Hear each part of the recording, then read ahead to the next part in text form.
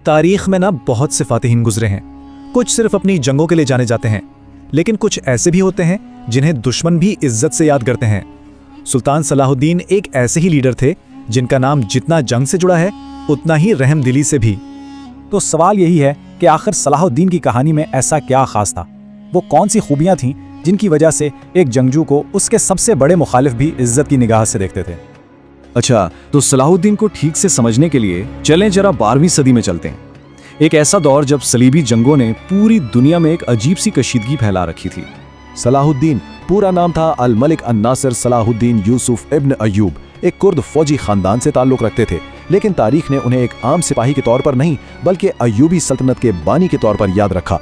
वो शख्स जिसने बिखरी हुई मुस्लिम ताकतों को सलीबियों के खिलाफ एक किया। तो ये कहानी है ही कमाल की कि कैसे एक फौजी खानदान का बेटा इतनी तेजी से एक अजीम सुल्तान बन गया। उनके इक्तदार तक पहुंचने का सफर हैरान कुन हद तक तेज था, जिसने सबको जैसे चौंका दिया था। जरा इनके उरूज की रफ्तार तो देखें। सिर्फ चंद सालों के अंदर वो मिस्र में एक वजीर के ओहदे से उठे और देखते ही देखते मिस्र, शाम और मेसोपोटामिया के वसी इलाकों के हुक्मरान बन गए। ये उनकी गैर मामूली फौजी और सियासी जहानत का खुला सबूत था। लेकिन इन सारी फतूहात के पीछे एक बहुत बड़ा मकसद छुपा था, और वो मकसद था सलीबियों के खिलाफ एक मुत्तहिदा महाज बनाना।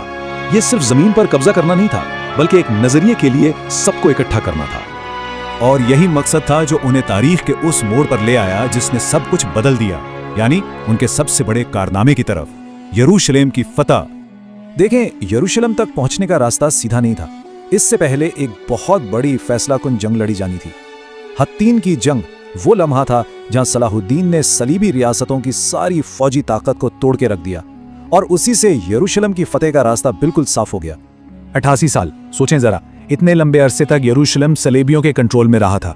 तो इस शहर को वापस लेना मुस्लिम दुनिया के लिए एक बहुत बहुत बड़ी नफसियाती और फौजी फतह थी।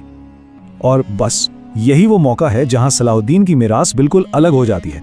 जब 1099 में सलीबियों ने यरूशलेम फतह किया था तो शहर में खून की नदियां बहा दी गई थीं। इसके बिल्कुल बरअक्स सलाहुद्दीन की फतह रहमदिली और बर्दाश्त की एक मिसाल बन गई।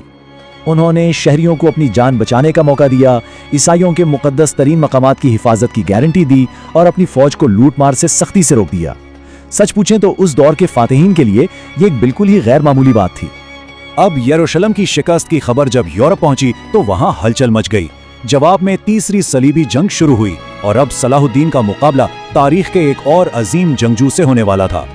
सलाहुद्दीन का सामना अब इंग्लैंड के बादशाह रिचर्ड द लायनहार्ट से था, जो खुद एक जबरदस्त और काबिल एहतराम मुखालिफ थे। इन दोनों की रकाबत जल्द ही तारीख की किताबों का एक मशहूर बाब बन गई। ये मशहूर किस्सा उन दोनों के दरमियान मौजूद अजीब से एहतराम को जाहिर करता है। मैदान जंग में वो एक दूसरे के सख्त दुश्मन थे, लेकिन इससे बाहर उन्होंने एक दूसरे के साथ बहादुरी का मुजाहिरा किया, जैसा कि इस वाक़े से पता चलता है जब सलाहुद्दीन ने बीमार रिचर्ड के लिए तोहफे भेजे। तो आखिर में हुआ क्या? ये जंग मैदान में नहीं बल्कि बातचीत से खत्म हुई। रमला का मुआहदा एक बहुत ही अमली समझौता था। यरूशलेम मुसलमानों के पास ही रहा, लेकिन ईसाई ज़ायरीन को मुक़द्दस मकामात तक महफूज रसाई दे दी गई। ये एक ऐसी जंग का मंतिकी अंजाम था जो दो अजीम लीडर्स के दरमियान एहतराम से लड़ी गई। सलाहुद्दीन का इंतकाल तो 1193 में हो गया, लेकिन उनकी मिरास आज भी जिंदा है। सवाल यह है कि सदियां गुजरने के बाद भी दुनिया उन्हें क्यों याद रखती है? सिर्फ एक सोने का सिक्का, यकीन आता है? ये वो कुल दौलत थी जो दुनिया के सबसे ताकतवर हुक्मरानों में से एक सलाहुद्दीन के जाती खजाने में उनकी मौत के वक्त मिली। क्यों? क्योंकि उन्होंने अपनी सारी दौलत अपनी आवाम और फौज पर खर्च कर दी थी। तो आखिर में सलाहुद्दीन को सिर्फ एक फातेह के तौर पर नहीं याद किया जाता, उन्हें उनके इंसाफ, उनकी मुत्तहिद करने की सलाहियत, उनकी फौजी जहानत और सबसे बढ़कर उनकी इस बहादुरी के लिए याद किया जाता है। एक ऐसी खूबी जिसने उन्हें मशरिक और मगरिब दोनों में काबिल एहतराम बना दिया। सलाहुद्दीन की कहानी ने अपने पीछे एक बहुत बड़ा सवाल छोड़ जाती है कि क्या किसी फातेह को उसकी जीती हुई जंगों के लिए याद रखा जाना चाहिए या उस रहमदिली के लिए जो उसने दिखाई। उनकी ज़िंदगी शायद यही बताती है कि असल अज़मत ताकत में नहीं बल्कि इस बात में है कि उसे इस्तेमाल कैसे किया जाता है।